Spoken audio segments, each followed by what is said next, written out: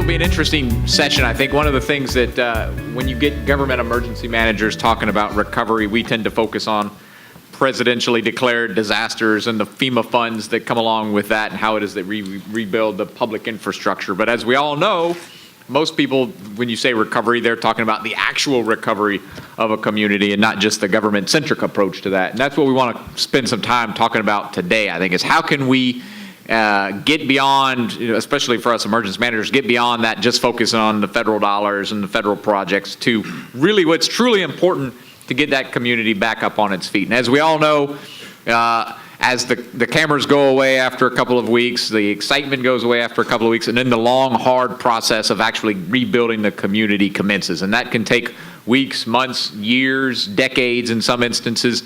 What's the appropriate role for all of the organizations involved with that? How does the private sector desire to be engaged in that process? How can they contribute to that process? What do they expect out of that process? What does it look like at the end of the day? So those are some of the things that we want to flesh out, I think, during this conversation is what is it that we can do better in that? Knowing that it's not a perfect process today, knowing that there are gaps and sputters and false starts in this, how can we continue to move in the right direction on this piece of it? And we'll bounce around the room. I want to point out two of the experts that I'll be relying upon.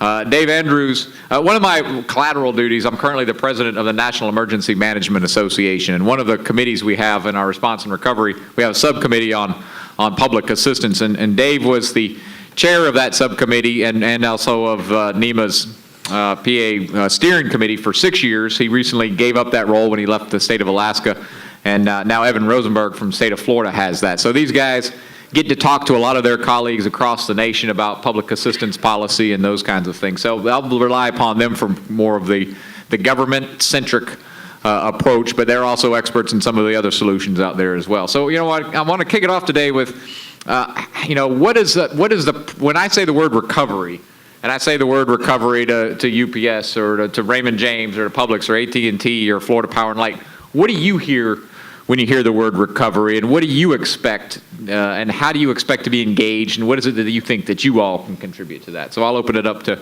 anybody to jump in on that. Well, I'll just offer one thing up. I think one of the long-term things is going to be contingent on, everything together, maintaining. So, you hear about businesses shutting down, but if people decide to move away, like I think there was a pretty good exodus away from New Orleans after Katrina, it would be very difficult for the private sector to go back to normal if that base of people leaves. There's your associates and your customers. So that might be one of the questions we have to figure out is, what has to happen to ensure that that doesn't happen, that people leave. But that's a pretty large question when you try to comprehend everything that's at stake in getting to that point. Because it's infrastructure, it's community and life in that community that with the quality of life return to normal. So that's what I'm trying to grapple with in my head is that what are the contingencies for creating that? Yeah, this is Chris Summerall, UPS. I kind of echo what Louis mentioned. When we think about recovery from UPS's perspective, we're thinking about that critical infrastructure back in place so we can operate normally. We're gonna fix our physical assets that we control of, but we don't control those physical assets that the public sector controls. Whether it's DOT, whether it's the state, we want to make sure that infrastructure is back in place so we can operate normally, whether it's natural resources or that transportation network so we can operate effectively. Let me chime in. Tom Serio of Verizon Wireless. We kind of wear two hats. We're part of the critical infrastructure, so we've got to get our network back up and running as soon as possible, with or without a neighborhood being reestablished, because we still need to have the police and fire communicating, emergency management communicating from the impact zone. But on the flip side, we run a retail operation. We have 2,400 stores in the U.S. I don't want to rebuild a store and reopen a store if, like Louis says, there's nobody there to buy from it, or there's no neighborhood to support there. So you've got to look at it from a couple of different ways there. From the critical infrastructure side, you're right, you got to bring it back. But when you drive around these neighborhoods outside of New Orleans, Slidell and Chalmette and some of those areas, and you look at the devastation, what comes back first? What was first, the chicken or the egg? Do you bring the power back, or do you bring the water back, or do you bring the people back? And sometimes that's a very difficult, solution to come up with, which is first and which is going to be last. But Brian, for us here in Palm Beach County, what we would probably do first, number one, we got a plan. And that plan is our post-disaster redevelopment plan. We will start working off that plan because we got that plan. We wouldn't have to guess at what to start first. What we normally do, we have even some of our private sector to come on board with us in order to work our long-term recovery. We have from the Deputy County Administrator, which sits in our EOC, along with other people that are the high executive that's working in the county, and some of the private sectors and some of the public sector. We have put together what we call a recovery coalition committee. That committee, in the event before the short-term recovery stops, will meet in order to get the plan together to work all the long-term recovery. And on that committee, we have everybody covered. We have Public Works still covered underneath that. We have the schools still covered underneath that committee. And that committee will be run by the Deputy County Administrator. She will be the chair of that committee in order to work those long-term recovery plans. And what the other portion to that is, we will eliminate the fact of taking the space of the EOC working the short term. We have that response portion of it in there to really work all of the response that still will be going on the long-term recovery. We try to cut off the short-term recovery in approximately 18-month period. And if that doesn't happen, we still flow it on over there into using our post-disaster redevelopment plan.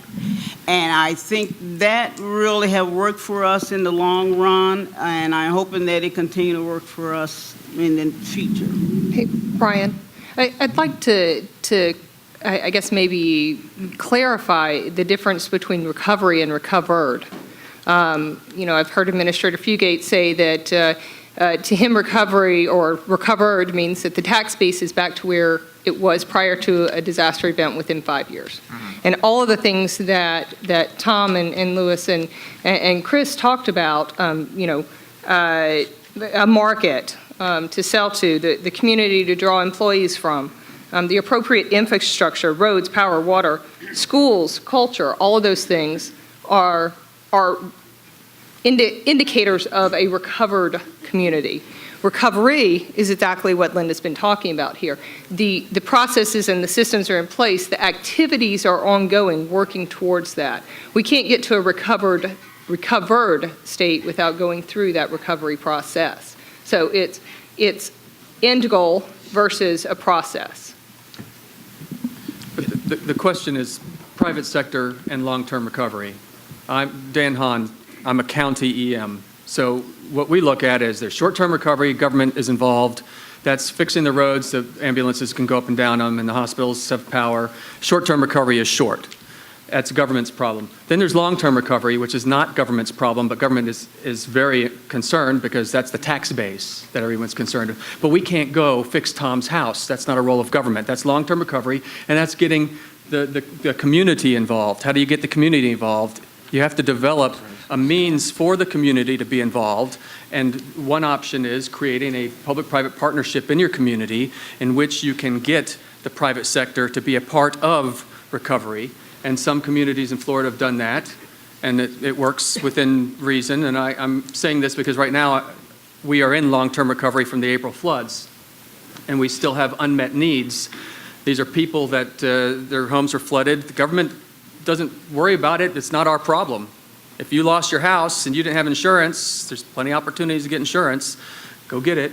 And I'm not being crass. What I'm trying to say is that government can't go fix somebody's house. The community has to take a role. And so that's what we're doing. We're assisting the community in chairing unmet needs committees and pushing the community, which is mostly nonprofits, very few businesses involved at all, in bringing money to the area and volunteer labor from outside the area to fix people's homes. That's long-term recovery. It might take years. It's still probably going on in Katrina. So I see a difference between short-term and long-term and government involvement in both. Yeah, Brian, I think, I don't even know if this is working, but I think that what we've got is, I'm hearing a lot of the same things, and it's great. It's great. What I'm hearing here is that what I'm hearing is the need for government to basically come up with structures and processes and methods and maybe keep it on the agenda, but then allow businesses and individuals and households and even other governmental levels to come together and collaboratively build what the solutions are going to be.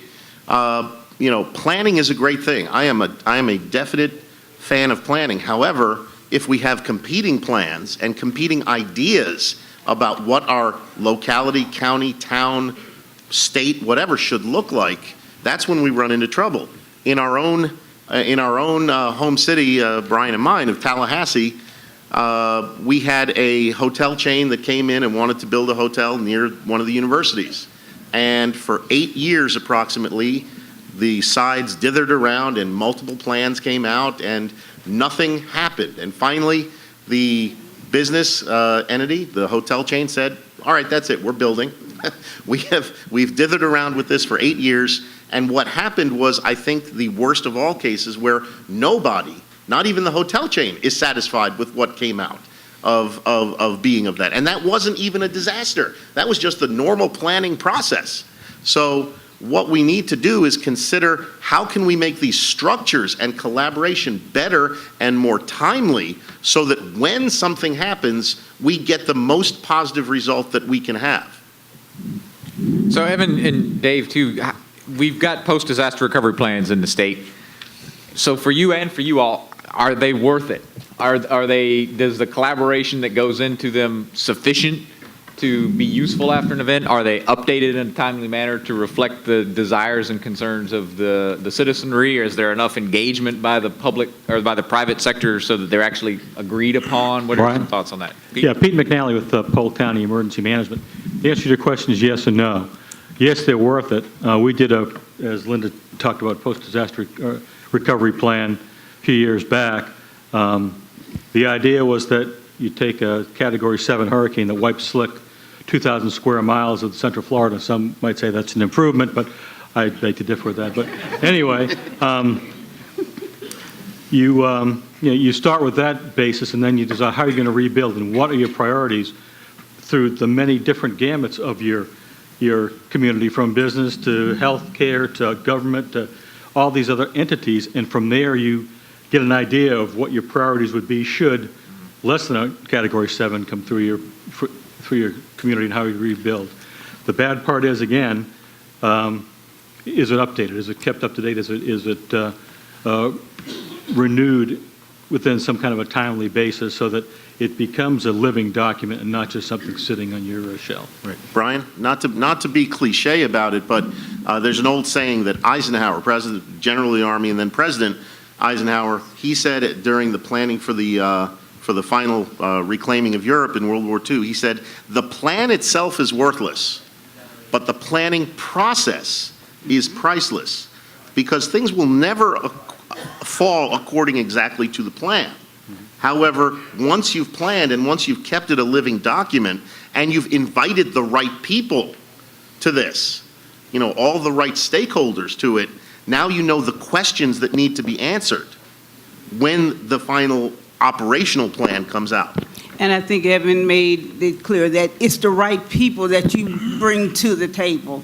And we bring the nonprofit organization, we bring the profit organization, and you bring the government and the local government to that table. And in that post-disaster redevelopment plan, we do make it a living document. We are required to update each plan we have in Palm Beach County every 2 years. Regardless of if there's a change or not, we have to review that plan line by line and update it if there's a need to update that plan. So we do make it a living document and we do abide by it.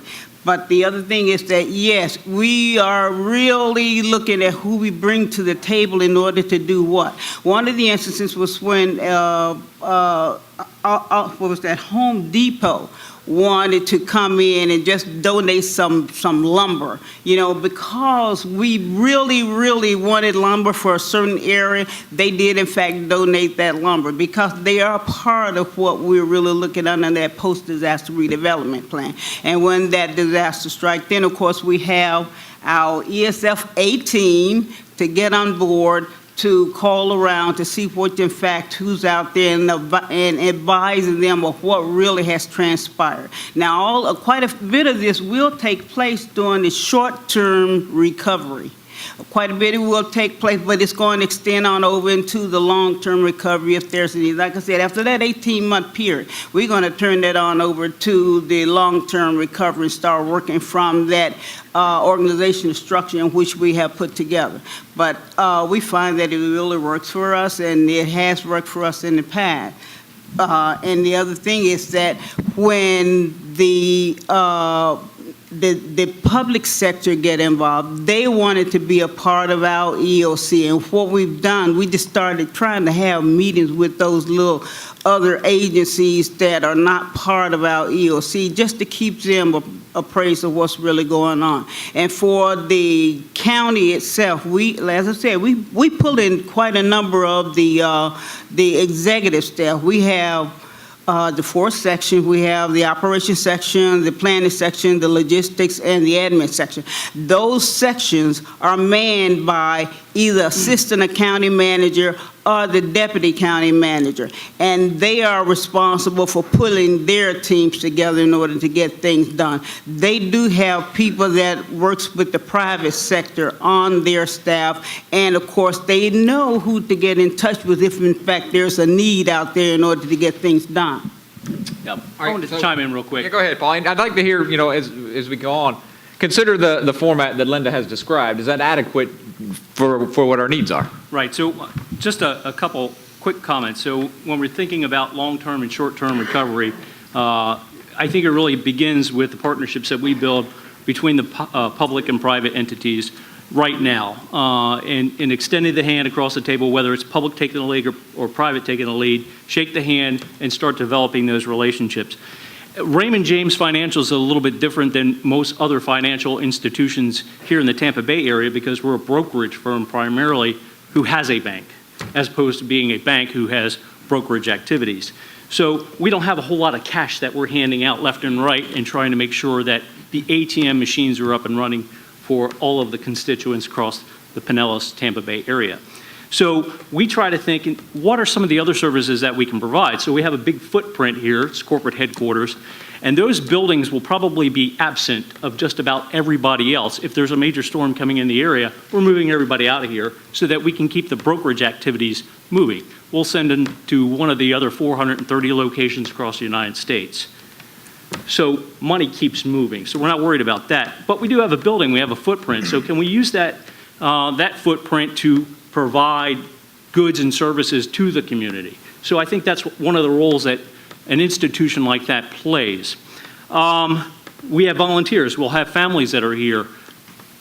What are we doing to make sure that we can assist you if not all of the associates are moving off to another location? How do we employ them? How can we move those through the public sector, whether it be with the Salvation Army, whether it be with Pinellas EM, whoever it may be? How do we get them engaged to make sure that we can do the recovery very quickly? For long-term things, so what we're thinking about as far as the customer out there, we have SBA loans that we can offer, we have mortgage loans, we have commercial loans that we can provide, whether it be small business, large business, those opportunities exist out there. So I think the obligation from a financial perspective is really making sure that that information is provided to you, to Pinellas County, to Polk, whoever it may be, to make sure that those entities that reside in this area can bank directly with an organization like Raymond James, and it's right here in the community. Brian, if I can echo that, I used to be Assistant Regional Counsel for SBA in a past life, and I'm very familiar with the resources that they can bring to the table. But in a sense, with the exception of you, we don't have them as a stakeholder we're reaching out to. The banking industry as a whole and volunteers to help with loan applications, to liaise with SBA disaster loan programs and the other ones, is extremely important, because without capital, that's one of the reasons why you have a 40% attrition rate, especially with the smaller businesses, in the long-term recovery process. So I think we can do, as government, yeah, we can expedite building permits, we can try to work with, code enforcement, do the things to try to get that process going. But without the money piece, if they don't have fully insurance or they don't have immediate access to SBA disaster loans, there needs to be a better longer-term solution to rebuild that business structure, which provides the salaries for the people who want to stay and rebuild the community. Brian Edever on the Florida Power and Light. So I'd like to add another angle to the recovery. For us, actually, recovery starts well in advance of the event. We make sure that throughout the year we're coordinating with the local county EOCs as well as the state EOC on what the recovery or the restoration priorities are for the communities. We make sure that we identify the feeders, the infrastructure that has to be brought back so that the communities can come back to service as soon as possible after a hurricane, after an event. And then following the event is that assigning all of our resources to get those parts of the communities up and running. And then following that, the recovery process is just reviewing our performance, reviewing the actual electrical infrastructure out there, and understanding what changes need to be made so that we can continue to be prepared for the next one. That's how we've taken about a $1.5 billion investment in our infrastructure, making sure that it's hardened for hurricanes in the future, learning from everything that we went through in 2004, 2005. And then separately from that is working through the Chamber of Commerce, the state and local levels on what do we do to enable business in the state and attract business to the state following events like that. One of the things that I've seen over time is we use terms such as response, short-term recovery, long-term recovery. I'd like to see that just kind of go away. I mean, you need response, but recovery is recovery, whether it's short-term, long-term, et cetera. I think the decisions that are made during the response and short-term recovery phases can most certainly have long-term impacts. Use housing for an example. There's always a rush by state, local government to get things back as quickly as possible. And that's a good thing when you're trying to get a message out to the public that we're working on it. But if you run to those decisions, sometimes those temporary housing units that are placed become permanent in nature, causing all kinds of issues for the neighborhoods and the local community. I think we need to stop and think of the cascading effects of uncoordinated recovery and what that means. I think, Brian, you had asked earlier what recovery is and what does that mean. From my perspective, when I was with the state of Alaska and even now, is that coordinated approach to recovery is important. I don't think anybody who, when I was the state disaster recovery coordinator, we're bringing in all these agencies. You heard from businesses earlier. This is what's important to us. We want to get our business back up and running. The local governments we got to get the roads open so the emergency services can be provided, et cetera. The states has their priorities. Everybody's doing what they do, and they're going to do it regardless. So the businesses are going to be out there doing their thing. The federal agencies are doing theirs. State and local, same thing. I think what would be in our best interest, and I think what states and even the federal government and FEMA with the National Disaster Recovery Framework are trying to do, is to not control that, but allow that to be done in a more coordinated fashion. So when you're talking in response of where you're going to put temporary housing units for displaced families, et cetera, or businesses, how are you going to open? Where are you going to open? Where are people going to be mass migration out of the state? And the cascading effects of that, what it means to your tax base, et cetera. Just having that discussion early. This gentleman, sorry, I forgot your name, had talked about recovery starts even pre-event. The post-disaster recovery plans that Florida mandates is a huge issue. I know that's a requirement. I think it's a requirement by state law that coastal communities have those in place, but it gets that discussion started early. One of the things that was a huge benefit is not just to develop the plan, but also to exercise that plan. So when that real world incident happens, my father used to tell me all the time, when you need a friend isn't the time to make one. So when you're out there and you have that event, you've already met, you've talked, you've shook hands just like we're doing here today. So I would encourage folks to start thinking about that long-term recovery, what it means, and how do we all, with our own little interests, our own individual interests, get together and develop something that's going to work for everybody in a coordinated manner. Brian, let me bring up an example, I think, that may shed some light on this. When Katrina hit, way back when, I was working for Office Depot as a global business continuity guy. And when you look at long-term recovery, I think a large part of that is keeping the residents in place or as close to their home base as possible. We saw many people evacuate to the four corners of the country. One of the things we decided the day after the levees broke, the company said, we will pay every employee, regardless of their impact, for the next at least 4 weeks through our business interruption policy. Okay, so that first of all, it prevented another disaster on top of the disaster. The employees were able to stay there. The employees kept on working for us and not going to the other stores that were paying double, perhaps, or they weren't being laid off, because a lot of companies that closed down and right after Katrina laid off their employees. Now, the employees have no income, no place to live, perhaps, and they're leaving, right? So the labor pool, I think we just mentioned, we just got scattered. So I think when you look at long-term recovery, you have to look at the needs of the employee, the needs of the residents, and say, okay, how can we keep them here in this area so I can get the tax base up that much faster and get them back to work that much faster and get the schools open? And you can open a school all you want. If there are no kids there, what good is it? Okay, so I think there are a lot of lessons. If we look back at Katrina and some of the other events, a lot of lessons there. But I want to go back to something Dan said. We do have an obligation as homeowners to have insurance. I think, and I'll say this publicly, I think we set a bad precedent with Sandy, because various people came out and said, we will help you be whole again, with or without, if you have insurance or not. I think that was a very bad precedent, not to screw anybody over here, but we said, hey, maybe you don't have to have insurance, but we'll take care of you anyway. And so what happens on the next disaster? Do we have more people out there now not getting insurance saying the federal government's going to take care of me, when there's no obligation that they have to do that in the first place? Okay, so we've got to be very careful on how we deal with these. Yes, we have to take care of people. Absolutely, I'm all for it. But how we do it and the means that we do it, we've got to be very cautious about that messaging, because we could be setting ourselves up for a future disaster. Brian, I'm not sure. We talk about long-term, short-term, confusing what is long-term, what is short-term recovery. And I think there's also the struggle between Florida hasn't had a long-term recovery in a long time. Well, that's not true. We just saw one of our smaller communities in the state, Live Oak, coming together in a recovery process where there were $0 for helping a community in recovery, and yet they have a very successful model of the integration of local small businesses, and it was a very hard road of recovery, but it was just as real as Katrina recovery for that community. And the experiences they had were leveraging community resources and reaching out through their partners at the state level and national levels to try to leverage our partners. Problem is, because they're a no-name event, there's not as many fatalities or houses, people being plucked off the roof nationally. Their recovery process was just as long and arduous as Katrina's, because they were dealing with people who weren't paying attention to them.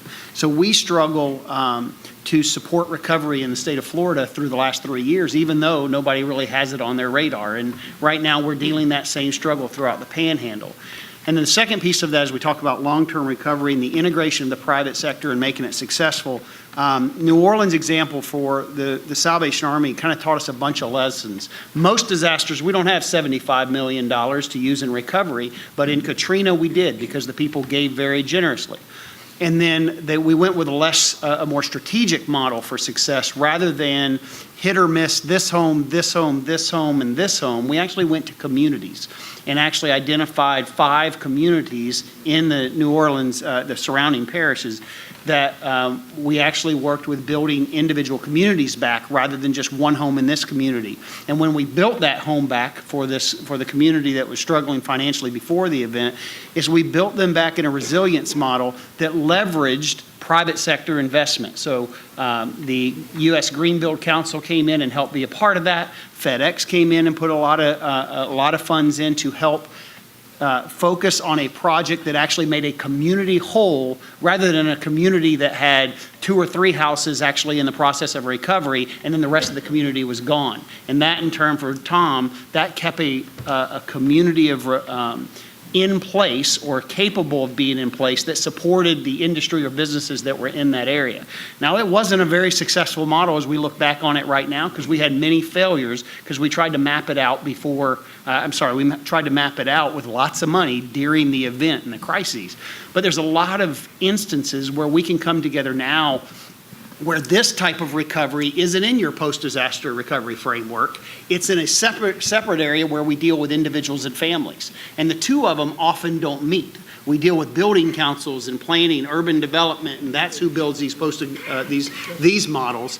But the individuals and families are in the nonprofit model and how they recover. And I think the integration is, Dan mentioned, is bringing those things together is where we've got to focus our energy in Florida so that we can help Live Oak when it's Katrina and there aren't $75 million around. That's the things that we're learning and trying to get better at, and now's the time for us to continue those discussions, integrating the private sector in that process. Dan, hold 1 second. We'll go to the side. I just wanted to chime in real quick, because one of your questions was, whether or not the private sector was actually familiar with the post-disaster redevelopment plan for the Tampa Bay area.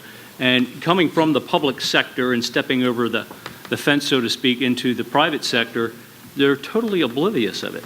They don't even understand the whole concepts around emergency management for the most part. And they haven't really touched that document in many, many years. They haven't sat in a large forum and become familiar with it. Extreme turnover, whatever it may be, but that document doesn't exist to them. They're not even, they're totally unsure what their role is in that plan. Okay, sir. Good afternoon. Marilyn, you said I knew when to jump in. You do, yes. This is my first hour on the job, so. Can I say that I would like to introduce Ken Skalitsky as my replacement as the Director of Emergency Management at Volunteer Florida. Outstanding. So Ken, are you even being paid yet? I did sign a form, so okay. hopefully I am. Well, welcome aboard. Happy to have you. Thank you. So it was a response to something Tom said about messaging, and certainly in my experience prior to this particular position, we always talked about the new normal. And the new normal was what's going to be like now. It's not going to be the way it used to be. It's an opportunity to grow and so on and so forth. The problem that I've seen as the voluntary agency liaison for FEMA for years was that the residents feel like it's being done to them, not with them. And I think that messaging piece is the key element of that, is that the reality is that resident, that Kathy Fulton that I do know long term, is either an employee of one of those private sector, government or voluntary agencies. But they're not getting that message in advance of the event. And so when Office Depot puts together a plan, before the event happens, they need to know what that plan is. And the messaging needs to be consistent. So the message that they hear from the church pulpit before hurricane season that says, we need to be gearing up, we've been lucky for the last number of years, and luck's not always going to whatever, needs to be same message that they get from the employee newsletter that says, oh, by the way, did you go get your kit? And oh, by the way, these agencies have been a part of a plan collectively. So that every avenue, they're hearing the same message that recovery does begin now, and that we are going to talk about a new normal. But you're a part of that. It's unrealistic for all of the residents. I just came from Detroit, 125,000 registrations, $250 million worth of assistance. No one knows anything about that. It's certainly an Live Oaks disaster. And it's the same kind of thing, but the citizenry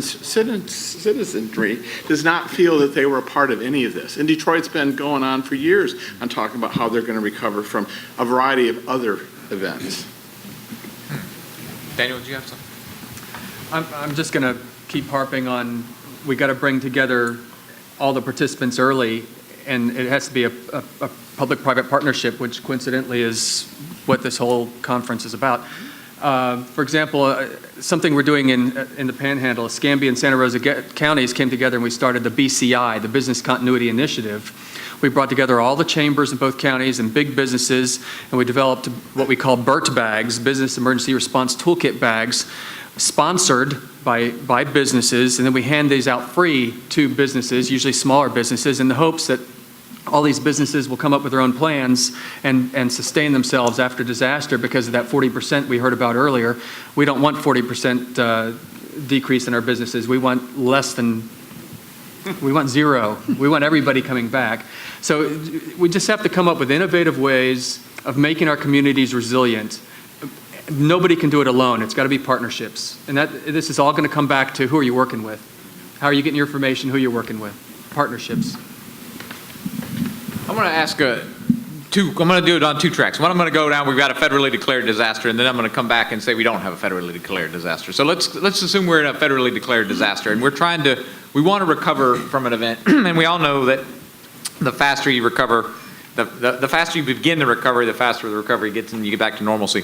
However, oftentimes, that will come at the expense of mitigation, and we end up building the community right back to where it was before, and now we're in no better shape than we were before. So what's the appropriate balance between mitigating against the future disasters and potentially slowing down the recovery process, but knowing that the long-term investment is going to be better off? How do we do that balance and meet the needs of the private sector? It's kind of ironic you mentioned that, because Evan and I were talking beforehand about this issue, and that, as we were putting together a long-term redevelopment plan, and I was kind of going between the different groups that met, covering their specific areas of whatever they happen to be, as elements of putting this together. The thing that kept coming to mind to me is, mitigation is part of this. And if we can take a look and identify those critical areas right now that we need to strengthen or move or whatever else we can do, then we have a basis to start from. We have those elements in the community going to be able to either come back or maintain what they have before we get to that point where we have to rebuild the entire community again. We've got something at least to start with. So I think mitigation is a key element of any kind of recovery, any kind of response, any kind of phase of your recovery, because if you don't have that, if you don't identify, as we try to do here, what your hazards are, what your threats are, what your vulnerable areas are, and then when you give us all that money to do that, we can go in and fix those areas or work on those areas, at least have them identified beforehand.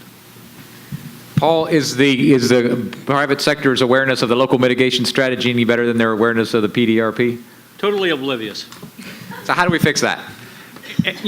We try to do that, and I can remember when I was with USF, participating in local mitigation strategy meetings, attending those meetings, but there again, the focus is a little bit different. It's really more towards the private homeowner and the infrastructure that surrounds them to make sure that we're doing some improvements, approaches to bridges and those types of things. And big business doesn't see that. And for really, big business, they can absorb a lot of that. It doesn't really matter to them. It matters to the homeowners. It matters to the small business, mom and pop shops. We've got to improve that livelihood. Raymond James, when we're thinking about the recovery is different based on the industry. So Verizon has to make sure that their infrastructure is up and running. So they're going to take some mitigation approaches to ensure that that can recover very quickly. For Raymond James, I'm doing everything via the internet for the most part. So if I can do that off-site somewhere else, I'm still running. So it's dollars, few dollars lost. So maybe I just move folks down to Fort Myers, or maybe I move them over to Miami. That's okay. I'm not losing any money because that infrastructure is up and running. Public's there. If their doors aren't open, then they're losing money right off the shelves. So the strategies and mitigation strategies got to really kind of meet the market, so to speak. It's got to be tied to the industry. Brian, the reason this doesn't work is because we have no idea what exists. So when I first started doing public-private partnerships in Palm Beach County, I met Linda, I met Butch Truesdale, and one of the things that Butch Truesdale told me was, Tom, I had no idea who you were at Office Depot. He said, I knew there was a risk guy, but I didn't know who it was. So they don't know who to reach out to. The county or the state may not know who to reach out to. Conversely, we don't know from the business side that this stuff even exists, or you're even thinking about it. So maybe it's a marketing thing, maybe it's a PSA thing. Now, not to put one on at 2 o'clock in the morning, mind you. Put a PSA on it at prime time, maybe during a football game when the guys are watching, the corporate people are watching, and just give them a 30-second blurb saying, reach out to your local, emergency management people. They've got this for you. It's going to help your business. And if you sell it to them, I always tell people, if you're going to talk to a businessman, talk to him in his language, which is dollars and cents. If you talk to him in that kind of tone, then get it going a little bit, because otherwise we have no clue. There's no idea that this stuff is out there. Not all of our PSAs are on at 2 in the morning. I will tell one success story. With this year, we did sponsorship with both the Gators and the Seminoles, and they ran our PSA at the beginning of each period. Well, one of the games went into triple overtime, and I was listening on the radio, so I heard our ad. For, every 5 minutes, our ad would be playing. So we did have a success in that year. I got to wrap up already? Well, let me. Yes, ma'am. I'll go to you, and then I got one more thing to add. There's cookies out there. And I don't want to derail the conversation here, but I hear talking a lot about public-private partnerships and the relationship between business and the government. And I just wanted people's opinion on this. So obviously our economic, the way the economy works in Florida is different than a lot of other states. And we have a demographic here that in some cases is a lot older. And so in our long-term recovery, we are looking at an issue where we may have a lot of older citizens that actually have to leave the state. And they're critical to our economic recovery as well. And along with that, a lot of the older citizens might own their own homes, and therefore they don't need to have flood insurance. And so it's difficult for them to rebuild. I just wanted to know if anybody had any comments about how we can forge those relationships with those particular citizens that maybe aren't in the business community, but still are so incredibly important to the Florida economy. Any thoughts? I think we'll mull that over. Maybe we'll get to the next session. You know what? Yeah, now I'm distracted by cookies. As I was sitting here considering, I wondered, Pete, during 04 and 05, you had 3 hurricanes cross Polk County. 04, thank you. So what would have happened, and I'm here for you guys, if those storms would have happened in 08, as the state was going through an economic crisis and house prices and values were plummeting and the economy looked horrible, would you have rebuilt in the same manner that you did in 04, or would you have scaled back some of, would you have said, I'm probably not going to reopen that Publix, or I'm not going to expand like I have in that area in a downward turned economy like we saw in 08? Or are you seeing other parts of the country like in Detroit or Atlantic City or other areas that are experiencing an economic decline? What's your incentive at that point? And is there any role for government to try to spur you to recover in an area where you may not otherwise, given the economic conditions? There are a lot of factors that go into when you're going to close a store. And it may be maybe considered before the event even happens, but the event is the driver. Why invest some money? It doesn't make a difference what the government says. If the store is not profitable, we're going to close it regardless. So I think I'll be open to conversation about it, but I think that when a business is going to not reopen a store, the decision was made well before the storm of the event. Okay. Louis, any thoughts? But I must say, during Hurricane Charlie, Verizon was the only one that we could use in Charlotte County. There was the only operation that was up in which we could respond and call them over the cell phones. I'll pay you later for that. Brian, I think it's important to spend just a minute. We've talked about public and private partnerships, but partnerships between the private sector for-profit and the private sector not-for-profit, I think are equally important. In some cases in Florida, past Florida disasters, there have been examples where a company that is in the process of really still in response and working into recovery wasn't able to be operational immediately. And they didn't want to lay off employees. They offered those employees, kept them on a payroll and offered them as volunteers. Huge benefit to the community, and pushed the short-term recovery forward. Actually, response, they were taking meals to people on high-rises that couldn't get out and that kind of thing. So it was hugely important for the private sector for profit to offer that resource. And I would say, in response to the gentleman from Waffle House, our Waffle House partner, who said, get known for something, one of the best ways to do that is to build a partnership between a for-profit company and a not-for-profit, whether it's the Salvation Army or some of the lesser-known disaster relief organizations. Figure out what a role is for that organization, for their employees when they're not fully operational or as they are coming back. Get trained to do that role in advance. We offer a lot of training on volunteer and donations management. And every time that a private sector company has come and participated in that training, they've walked away with ideas for roles that their employees or their companies could do, both in response and recovery, and it's been really beneficial. Thanks, Brandon. Was there one more on this side? Brian, if I could, Yeah. and that might be a good opportunity to roll into like our disaster reservist program and using businesses that have employees that have been displaced as force multipliers for us and hiring them with our programs and educate them ahead of time of what our programs do, what our disaster recovery centers, what our community response teams do when we go out and look to get force multipliers and hire from within the community.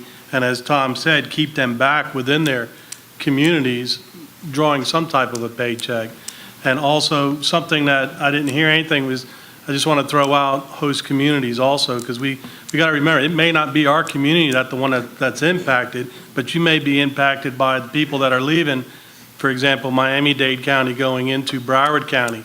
How are you going to deal from a business standpoint or the community with the influx of people if we want to keep them within our community or within our state? So it's just something else to think about. Thanks, Joe. All right, with that, Paul has told us we need to work on our outreach on PDRPs and local mitigation strategies. Tom has told us that after the next storm, there will be no Kmarts or Radio Shacks. Wait a minute. I think that's a given already, isn't it? It's just an accelerant. This has been very insightful. Thank you all for your participation. I appreciate it. We will take a break and recommence. Are we back in this room? At 2:45.